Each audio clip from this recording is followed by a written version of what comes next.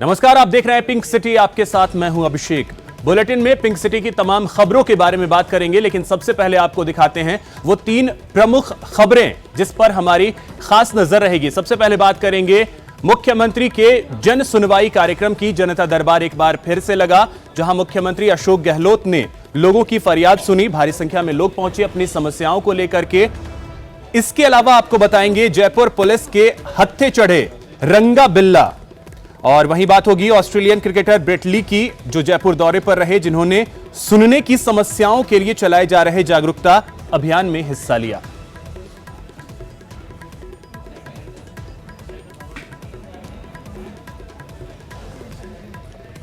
तो बुलेटिन में सबसे पहले बात करते हैं मुख्यमंत्री अशोक गहलोत के जन सुनवाई कार्यक्रम की। सीएमआर में आज जन सुनवाई कार्यक्रम का आयोजन किया गया, जहां मुख्यमंत्री अशोक गहलोत से मिलने के लिए भारी तादाद में लोग पहुंचे अपनी समस्याएं लेकर। और मुख्यमंत्री अशोक गहलोत ने एक एक कर सबकी फरियाद सुनी।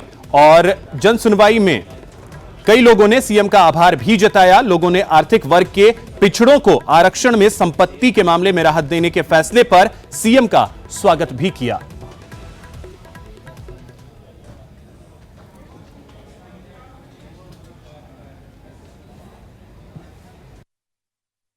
हमने माननीय मुख्यमंत्री जी की जन सुनवाई में कर्मचारी महासंघ एकीकृत का मांग पत्र था, जो वो उन्हें सौंपा, और जिसमें मुख्य मांगे जो 30 अक्टूबर 2017 की कटौती और जो डीए राज्य सरकार ने जुलाई से डीए बाकी हमारा केंद्र सरकार ने घोषित कर दिया, तो राज्य सरकार को डीए घोषणा करने के लिए मुख्यमंत्री जी से हम लोगों ने निवेदन किया है। 1 जुलाई से जो डीए ड्यू पड़ा हुआ था राजस्थान के कर्मचारियों का, उसके लिए आज महासंघ का डेलीगेशन मिला है। माननीय सीएम साहब से रिक्वेस्ट करी है अगर शीघ्र इनको दिया जाए। माननीय सीएम साहब ने कहा अगर हम की वार्ता करवा के, और 1 जनवरी के लिए मैंने रिक्वेस्ट करी, मगर एक नए साल में दे दो आप।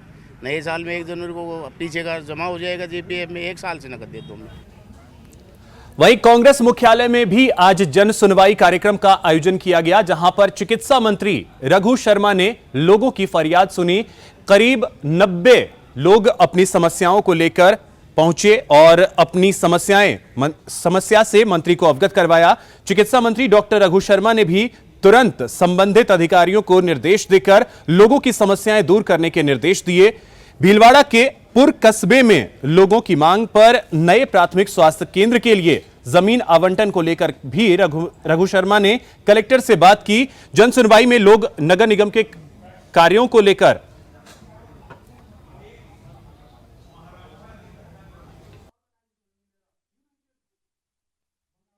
समस्याएं, जैसे मैं चिकित्सा विभाग का मंत्री हूं, तो चिकित्सा विभाग के संबंधित भी आती है। कुछ लोग जैसे आज आए थे भीलवाड़ा ज़िले के पुर कस्बे में, वहाँ क्या है, पूरे मकानों में दरारें आ गई। मैं खुद भी मुख्यमंत्री जी के साथ जाके आया था, और वहाँ का जो प्राथमिक चिकित्सा केंद्र था उनमें भी दरारें आ गई। देखिए, मेरी 2-3 मांग थी यहाँ पर। एक तो होम्योपैथिक हॉस्पिटल मुरलीपुरा में खुलाना था, उसके लिए पिछले 8 साल से प्रयास कर रहा हूँ, लेकिन पार पड़ नहीं रही है क्योंकि बजट में है नहीं व्यवस्था। तो अभी मंत्री जी को कहकर और प्रतिनियुक्ति पर एक डॉक्टर लगाने का आदेश उन्होंने दिया है। बात करते हैं राज्यपाल कलराज मिश्र की, जो कि आज जोबनेर के दौरे पर रहे, जहां उन्होंने कृषि विश्वविद्यालय में एक कार्यक्रम में हिस्सा लिया। दरअसल आपको बता दें कि एक कार्यक्रम का आयोजन किया गया श्री कर्ण नरेंद्र कृषि विश्वविद्यालय में। राज्यपाल ने यहां 21 दिवसीय शीतकालीन प्रशिक्षण शिविर का शुभारंभ किया।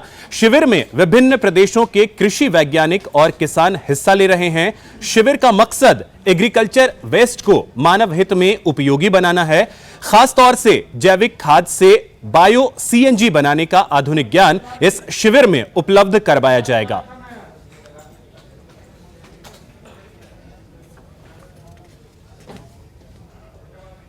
किसानों को भी कैसे और कृषि विकास के लिए आगे बढ़ाने के दृष्टि से प्रेरित किया जा सकता है, इस संबंध में भी उनको जानकारी प्रदान करेंगे। हम सबको पता है कि इस समय जैविक खेती के लिए लगातार चाहे शासन हो, चाहे जागरूक किसान हो, चाहे विश्वविद्यालय, कृषि विश्वविद्यालय हो, ये सब के सब उस दिशा में लोगों को आगे बढ़ाने की दृष्टि से प्रयत्नशील हैं।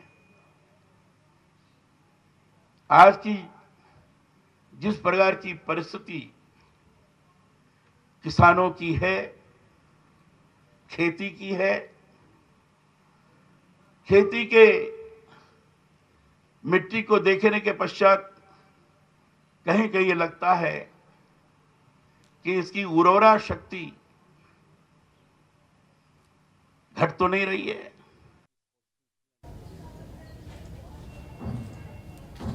चलिए बात करते हैं बीजेपी प्रदेश अध्यक्ष सतीश पूनिया की, जिन्होंने आज बीजेपी मुख्यालय में एक बेहद अहम बैठक की। इस बैठक में बीजेपी के जिला चुनाव प्रभारी जो हैं उन्होंने शिरकत की और आपको बता दें कि इस बैठक में बीजेपी के जिला चुनाव अधिकारी और सह चुनाव अधिकारी शामिल हुए।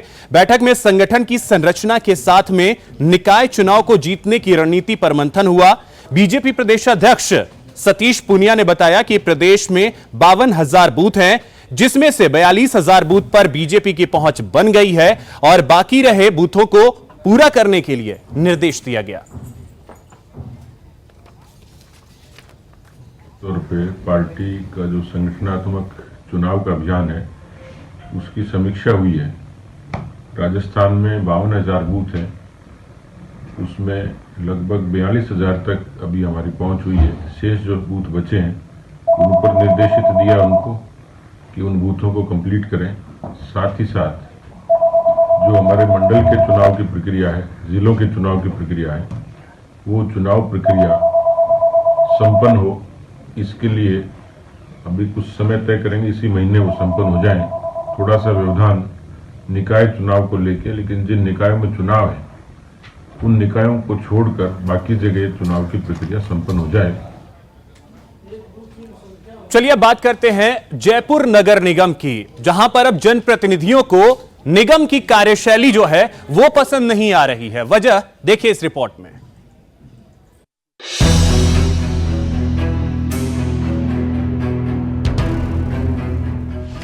पार्किंग व्यवस्था बनी परेशानी, शहरी सरकार के जिम्मेदारों के आरोप, पार्किंग में माफिया राज, सवालों में निगम की कार्यशैली।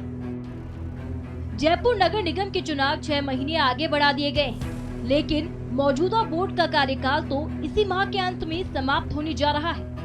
कार्यकाल समाप्ति से ऐन वक्त पहले निगम की समितियों की जिम्मेदारी संभाल रहे चेयरमैन तक निगम को कटघरे में खड़ा करने में लग गए हैं। फिलहाल मुद्दा बना है पार्किंग का। निगम की लाइसेंस समिति के चेयरमैन लक्ष्मण दास मोरानी ने आरोप लगाया है कि जयपुरिया हॉस्पिटल के बाहर की पार्किंग में निगम के कर्मचारी कम हैं और माफिया ज्यादा है। मोरानी के अधिकारियों की मिलीभगत का भी आरोप लगाया है। ये क्या है, 30 तारीख को जैसे जयपुरिया का रात को 12 बजे निगम ने पोजीशन ले लिया था। हाँ, अक्टूबर में भी 30 तारीख को उसको ब्लैकलिस्ट कंपनी से ले लिया। उसके बावजूद भी निगम के खाली 2 कर्मचारी है और वहाँ 6-8 लोग जो पर्चियाँ काट रहे हैं, वो भी कोई पार्किंग वाले हैं जो माफिया लोग हैं। उनसे निगम के अफसरों से मिलीभगत से जनता के ऊपर काफ़ी बोझ चल रहा है। रामला मैदान में भी निगम ने पोजीशन ले रखा है, लेकिन वहाँ भी 2 कर्मचारी तो निगम के हैं और बाकी जो है वही ठेकेदारों के आदमी है। वो अपने सेटिंग करके अफसरों से मिलीभगत करके जनता को लूट रहे हैं, पब्लिक को बेवजह ही लूट रहे हैं। मोरानी ने कहा कि वो जयपुरिया अस्पताल की पार्किंग निःशुल्क करने तक की वकालत कर चुके थे, क्योंकि वहाँ तो इलाज के लिए मरीज और उनके परिजन ही पहुँचते हैं। मैं तो पूर्व में कह चुका हूँ कि भाई निगम की 90% जो पार्किंग बंद पड़ी है तो इसको भी निःशुल्क कर दो। जब राज्य सरकार दवाइयाँ फ्री दे रही है, जांचें फ्री कर रही है, तो जनता को जाते ही क्यों उनसे पैसे वसूले जा रहे हैं। बहरहाल अब सवाल ये उठता है कि जब जिम्मेदार ही आरोप लगा रहे हैं तो निगम प्रशासन जांच के आदेश कब देता है, क्योंकि फिलहाल तो निगम खामोश दिख रहा है। न्यूज़ 18 राजस्थान के लिए जयपुर से दीपक व्यास की रिपोर्ट। चलिए बात करते हैं राजस्थान यूनिवर्सिटी की, जहां पर एमपेट 2019 के लिए 2018 फेज 2 के लिए आज एंट्रेंस एग्जाम आयोजित किए गए, जहां पर 12 विषयों में प्रवेश परीक्षा जो है आयोजित हुई। दूसरे फेज के लिए यह परीक्षा सुबह 9 बजे से 12 बजे तक आयोजित की गई। परीक्षा में करीब 3000 विद्यार्थी रजिस्टर्ड थे। इनमें से करीब 85% विद्यार्थियों ने अपनी मौजूदगी दर्ज करवाई। इस परीक्षा में सफल होने वाले अभ्यर्थी पीएचडी डिग्री कोर्स में प्रवेश पा सकेंगे। परीक्षा के दौरान सेंटर्स पर शैक्षणिक कार्य आज नहीं हुए। पेपर तो अच्छा आया था, लेकिन एडमिट कार्ड लेने में काफ़ी तकलीफ हुई क्योंकि नेट तो चल रहा नहीं था। फिर एक बार ब्रॉडबैंड वाली दुकान पे गए, वहाँ से लेके आए। काफ़ी अच्छा रहा, पर फर्स्ट पेपर भी अच्छा रहा इसका। उसमें नेगेटिव मार्किंग ऐसे तो काफ़ी बच्चों को बेनिफिट मिलेगा, स्टूडेंट को। चलिए एक बार फिर से बात करते हैं जयपुर नगर निगम की, जिसने आज एक बड़ी कार्रवाई की है उन रेस्टोरों पर जो अवैध तरीके से रूफटॉप रेस्टोरों के तौर पर जयपुर में चलाए जा रहे हैं। दरअसल राजधानी में अवैध रूप से चल रहे रूफटॉप रेस्टोरों पर आज जयपुर नगर निगम ने डंडा चलाया और शहर के 6 से ज्यादा रूफटॉप रेस्टोरों को सीज किया गया। इस कार्रवाई को बेहद ही गोपनीय ढंग से अंजाम दिया गया, तो वहीं एहतियात के तौर पर पुलिस का जाब्ता भी टीम के साथ रहा।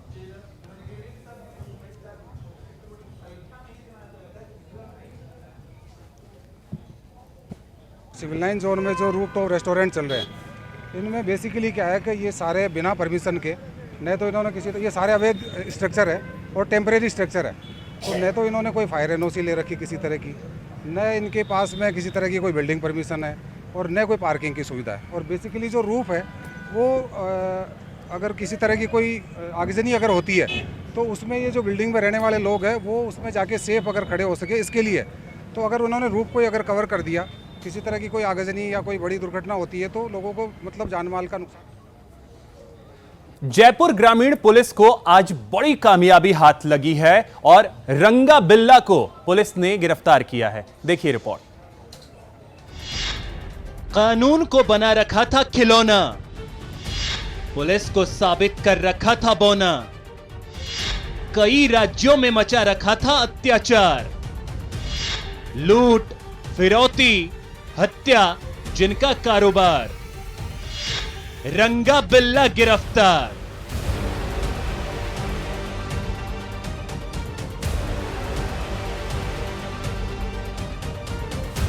कानून की हथकड़ियों में जकड़े इन अपराधियों को ध्यान से देखिए। लूट, बैंक डकैती, फिरौती, हत्या, अपराध की दुनिया का शायद ही कोई काला कारोबार बचा हो जिसमें इन दोनों ने अपना हाथ नहीं आजमाया हो। अपने कारनामों से इन दोनों ने न सिर्फ राजस्थान बल्कि गुजरात, पंजाब और हरियाणा पुलिस की नाकों में भी दम कर रखा था। कानून तो इनके लिए जैसे कोई खिलौना बन चुका था, लेकिन अपराध की दुनिया के बड़े खिलाड़ी आखिर कानून के लंबे हाथों की गिरफ्त में आ ही गए। एंटी सोशल तत्वों के खिलाफ जो अभियान चल रहा है उसके तहत एसएचओ कोटपुतली नेतृत्व में कोटपुतली पुलिस टीम 8 तारीख को कोटपुतली में नाकाबंदी कर रही थी। नाकाबंदी के दौरान 2 संदिग्ध आदमी पुलिस को देख के इधर उधर भागने लगे। उनको पीछा करके पकड़ा और पकड़ने के बाद उनका नाम हम पूछने पे उनका नाम बताया। 2 आदमी है, इसमें दयाल सिंह और प्रभु सिंह। दयाल सिंह जोधपुर पीपाड एरिया का रहने वाला है और प्रभु सिंह नागौर जिले का रहने वाला है। दयाल सिंह और प्रभु सिंह नाम के इन 2 अपराधियों पर 1-2 नहीं पूरे 17 केस दर्ज हैं। इनका क्राइम चार्ट देखकर आप खुद समझ जाएंगे कि आखिर कई राज्यों की पुलिस इन्हें इतने शिद्दत से क्यों तलाश कर रही थी। उदयपुर में पीएनबी ब्रांच में 20 लाख रुपए की डकैती, अहमदाबाद की दुकान में लूटपाट और दुकान मालिक की हत्या, अजमेर में लग्जरी कार की लूट, पाली बस स्टैंड के पास कपड़ा गोदाम से 2 लाख की लूट, हनुमानगढ़ में हथियार और 800 कारतूस की चोरी। पुलिस के मुताबिक दोनों कोटपुतली में किसी बड़ी वारदात की फिराक में थे, लेकिन उससे पहले ही हथियारों सहित पुलिस के हत्थे चढ़ गए। 5000 के इनामी इन दोनों अपराधियों की गिरफ्तारी जयपुर पुलिस के लिए बड़ी सफलता मानी जा रही है। पुलिस का दावा है कि पूछताछ में कई और राज पर्दाफाश हो सकते हैं। न्यूज़ 18 के लिए जयपुर से राकेश गोसाई की रिपोर्ट। चलिए रुख करते हैं खबरों की ओर। जयपुर पुलिस को आज एक और बड़ी कामयाबी हाथ लगी है। दरअसल जयपुर में पिछले कुछ वक्त से लगातार फायरिंग की खबरें सामने आती रही हैं, जिसके बाद पुलिस एक्शन में है और जयपुर नॉर्थ पुलिस ने फायरिंग कर दहशत फैलाने वाले शातिर बदमाश शहजाद कुरैशी उर्फ डूटी को गिरफ्तार कर लिया है। पुलिस की माने तो शहजाद कुरैशी उर्फ डूटी के खिलाफ विभिन्न थानों में करीब 20 से ज्यादा आपराधिक मामले दर्ज हैं। फिलहाल पुलिस ने आरोपी को कोर्ट में पेश कर 7 दिन के लिए रिमांड पर लिया है।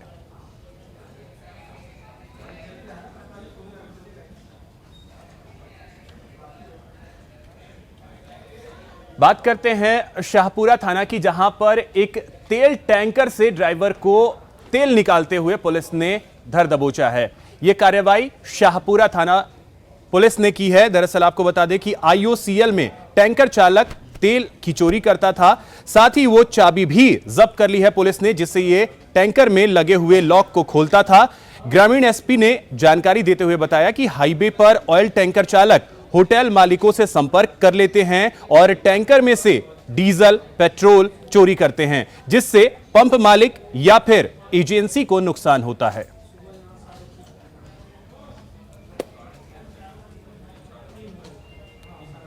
इस वक्त सीधे आपको एनसीपी के प्रेस कॉन्फ्रेंस में लिए चलते हैं। बैठकों का दौर कर रहे थे और जैसे कि हमने पहले भी बताया कि राष्ट्रवादी कांग्रेस पार्टी कांग्रेस के साथ आघाड़ी करके महाराष्ट्र के विधानसभा चुनाव में गई थी। कोई पर्याय सरकार बनाने के लिए हम निश्चित रूप से कांग्रेस के साथ बैठकर सामूहिक निर्णय लेंगे, ये हमारी भूमिका पहले दिन से है। कांग्रेस पार्टी की भी वर्किंग कमेटी की बैठक हुई। उसके बाद कांग्रेस पार्टी ने महाराष्ट्र के नेताओं को भी बुलाया और उसके बाद उन्होंने फैसला किया, पवार साहब से बात भी हुई उनकी, और उन्होंने ये कहा है कि आगे हम पवार साहब से बात करके कोई अंतिम निर्णय पर जाएंगे। उसके बीच जो नया घटनाक्रम है, शिवसेना राज्यपाल महोदय से मिली, उनसे समय मांगा कि हम अन्य दलों से बात कर रहे हैं, हमें समय बढ़ाकर दिया जाए। लेकिन राज्यपाल महामहिम ने स्पष्ट कर दिया कि हमने आपको 24 घंटे का समय दिया था, जिसमें विधायकों की दस्तखत, उनके नाम और विधानसभा क्षेत्र का नाम और नंबर होना चाहिए। निश्चित रूप से 24 घंटे के भीतर तीनों पार्टियों के बीच में जिस तरह से सहमति बननी चाहिए थी, या विधायकों की दस्तखत जमा करने के लिए समय बहुत कम था, जो राज्यपाल महोदय ने समय दिया उनको उन्होंने मर्यादा ख़त्म हो गई, इस तरह कह के शिवसेना को जानकारी दी है। हमें भी बुलाया गया है, हमारा एक शिष्टमंडल राज्यपाल महोदय के पास गया है। हमें जानकारी है कि वे हमें सरकार बनाने का न्योता देने के लिए बुलाए हैं। निश्चित रूप से आज हमारे नेता राज्यपाल महोदय से मिलने के लिए गए हैं। जो पत्र राज्यपाल महोदय देंगे उसके अनुसार हम कांग्रेस पार्टी से पुनः चर्चा करके किस तरह से महाराष्ट्र की राजनीतिक परिस्थिति को हम आगे कोई स्थिर सरकार बने, उसके लिए प्रयास करेंगे।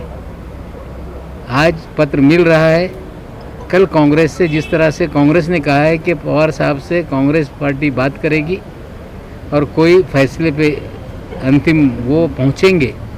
आज हमें पत्र मिलेगा, हम अपने गठबंधन के साथी कांग्रेस पार्टी से चर्चा करके कल तक अंतिम निर्णय लेंगे। तुम्हाला सरकार बनवायचं आहे, तुम्हाला शिवसेनेच्या पाठिंब्याची गरज लागेल। महाराष्ट्र विधानसभेच्या निकाल आल्यानंतर जवळपास 18 दिवस झालेले आहे। या राज्य चलिए बात करते हैं मशहूर अभिनेत्री करिश्मा कपूर और मंदिरा बेदी की, जो कि आज जयपुर में थी, जहां पर मंदिरा बेदी ने बताया कि वो अभी फिलहाल दक्षिण की फिल्मों में काम कर रही हैं। साथ ही करिश्मा कपूर ने कहा कि वो जल्द ही बड़े पर्दे पर एक बार फिर नजर आएंगी। अभी मैंने कुछ डिसाइड नहीं किया, लेकिन जब मैं डिसाइड करूंगी आप सबको पता चलेगा। Thank you so much. हाँ जी, हाँ जी, नहीं कुछ काम से आई हूँ and very happy to be here in Jaipur. Thank you. मैं Airbnb के एक इवेंट के लिए आई हूँ एंड यहाँ आकर बहुत खुशी होती है हमेशा। It's such a beautiful city और यहाँ छुट्टियों के लिए भी मैं आई हूँ और काम के लिए भी बहुत आई हूँ। भारत में हियरिंग लॉस की समस्या लगातार बढ़ती जा रही है और इसके लिए लोगों को जागरूक करने के लिए बहुत से कार्यक्रम भी चलाए जा रहे हैं और कार्यक्रम चलाने की भी जरूरत है। ऐसे में कई संस्थाएं इसको लेकर के आगे आ रही हैं। इसी को लेकर ऑस्ट्रेलियन क्रिकेटर ब्रेट ली ने भी आज एक कार्यक्रम में हिस्सा लिया और बहरेपन की जांच करने वाली मशीनों को डोनेट किया। दरअसल जयपुर के सैटेलाइट अस्पताल में एक कार्यक्रम का आयोजन किया गया जिसमें ब्रेट ली ने शिरकत की। इस मौके पर उन्होंने बताया कि यह समस्या विकराल रूप ले रही है और इसके बारे में जागरूकता अभियान चलाना जरूरी है।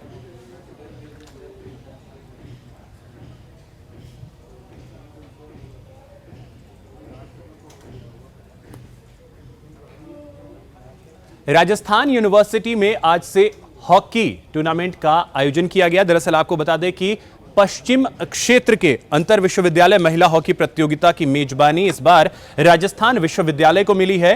राजस्थान यूनिवर्सिटी में आज प्रतियोगिता की शुरुआत हुई। गुजरात, मध्य प्रदेश, महाराष्ट्र, गोवा समेत 36 विश्वविद्यालयों की टीमें इसमें हिस्सा ले रही हैं।